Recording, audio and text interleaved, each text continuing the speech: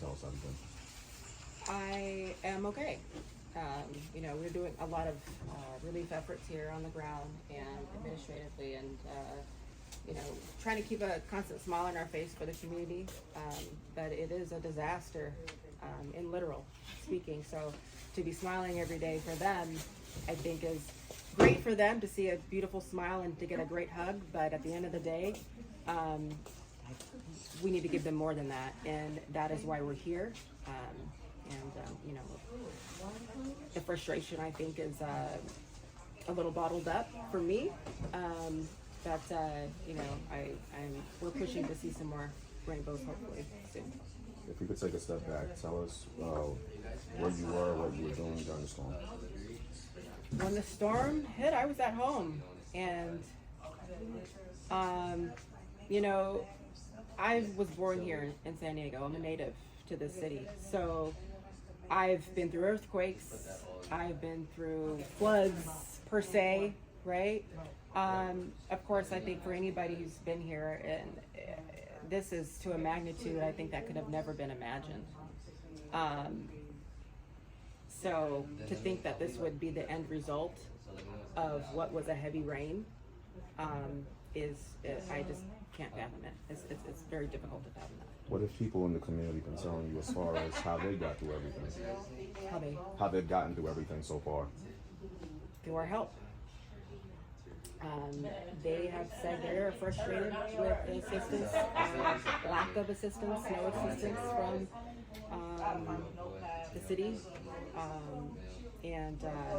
It's in, I think, those moments where it fills the heart and replenishes me for the next day, because that is why we're here. So if we could now look at where we are right now. So tell us about this whole effort that's going on right now and who's organizing it. So what this community has is amazing. Through the San Diego Health and Wellness Hip Hop 5K, the Harvey Family Foundation, Pillars, and so many other organizations that are helping, with resources.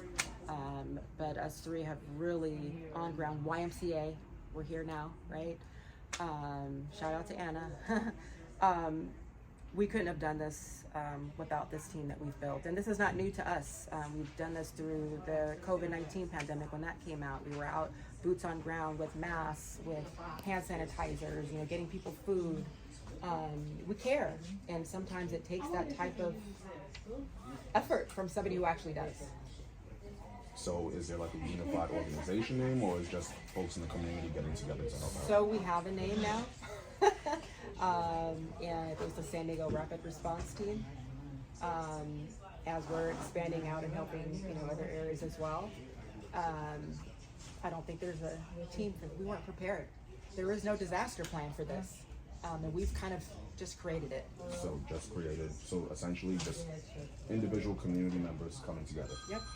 Now looking ahead to the future. So we had this storm that the city is calling a 1,000-year storm that took place last week. A little more than a week later, this Thursday, we're expecting another storm. Yes. How are you and how are folks in the community preparing for the next storm? That is a multitude of answers. So one being, we've been in a frenzy of making sure that homes are cleared.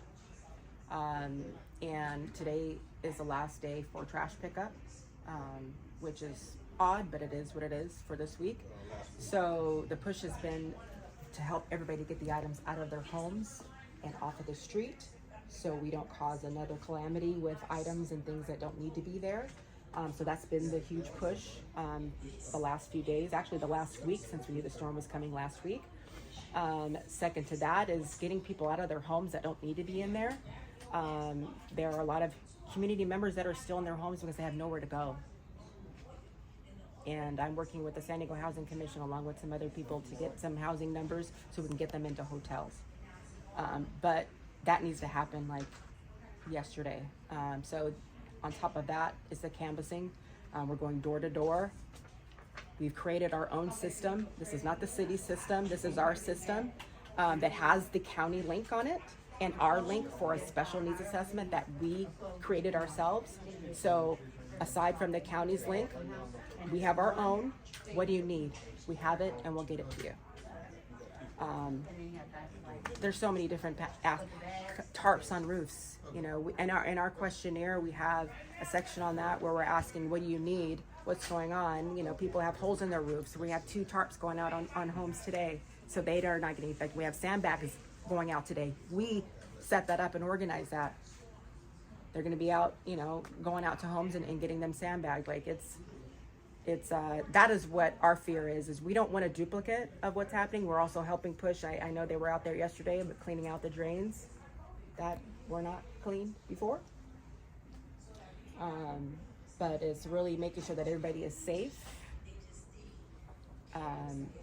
Their homes have at least an advantage from where they were before on any further damage, and that they're housed.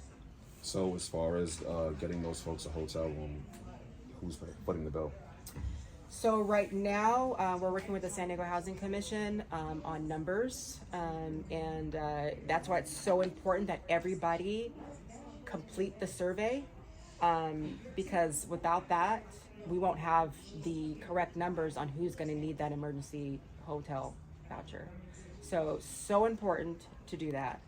If there's not door to door, it's the county as well, as far as the numbers there. But that is so important because even if they're in the home, they probably shouldn't be there. There's some streets that have been red flagged because of the uninhabitable conditions there. And people are staying there because they have nowhere to go. There's a woman named Martha, she's 82, 83, and someone I've become so attached to. When we came to her house originally, no mask, no gloves, and just sifting through paperwork, you know, and she didn't want to get an item removed out of her home because this is her stuff. But it's damaged. There's mud everywhere on everything. We call it mud, right? But we know this isn't mud. This is nasty. Okay. And she's just swimming in it. Okay. We got her to a point on day 3 to where she agreed for us to take the items out of her house. It took the connection with her. It took her trusting us that we're here to help and that this was not good for her health to be continuing to stay in this house. And we got the bulk of stuff out of there, but there's still a lot of stuff that needs to be removed. From what I understand, I think yesterday, we're going to check today, but I think maybe her family did come and get her finally, which is a blessing, but we're going to check today. But there's little things like that if we weren't doing that kind of work and making sure that all the seniors were taken care of, communicating with all the neighbors, like they all know us now and they're telling us now, this house is vacant. This person actually hasn't come out in 2 days. This person is not, we're leaving water for them and they haven't gotten it. We don't know where they are. Like it's those types of conversations that are so important for the progress, for, you know, the betterment of the people. So. Personally, what are you looking out for on Thursday? Personally, it's, I would say,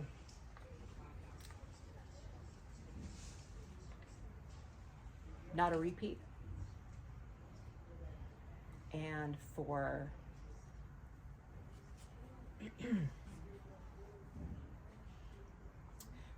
everyone to be in safe housing,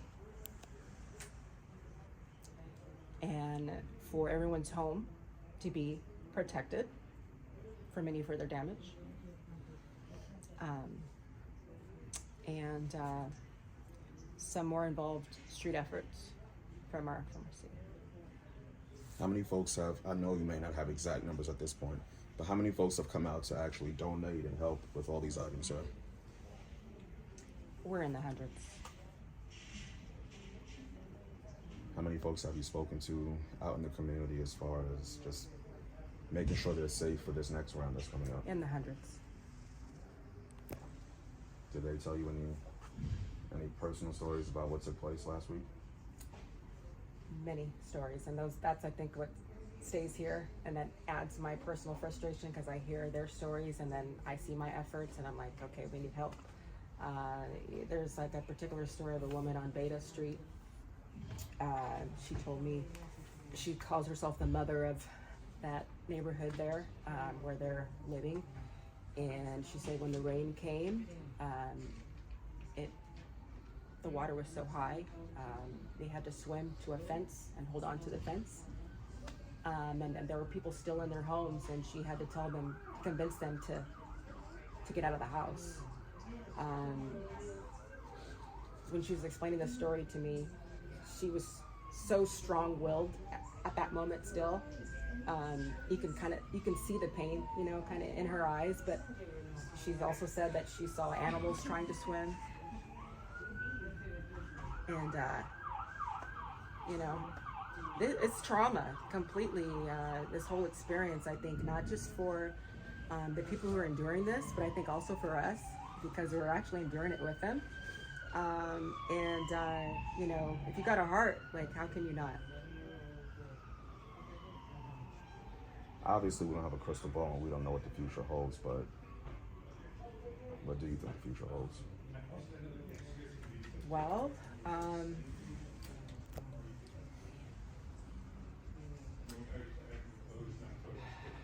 from the Zoom calls with the state and everyone else now, I'm thinking that we are hopefully at a turning point to where we're going to start getting some more city in and more officials in on what's going on here.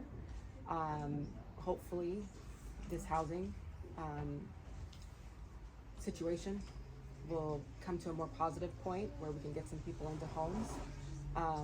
But our main goal is to get everybody accounted for, because from what I'm understanding is that the FEMA declaration is still teeter-tottering, and we can't have that teeter-totter. So those surveys are very important. Everybody needs to complete that survey so everybody is accounted for, because if we don't get the FEMA declaration, then we're going to have another round of issues.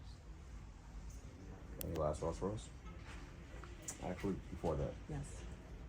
Tell us, being that you've lived through this and now you're a part of the help or part of the effort to get folks help, and then also to help them not be in a similar situation in the future.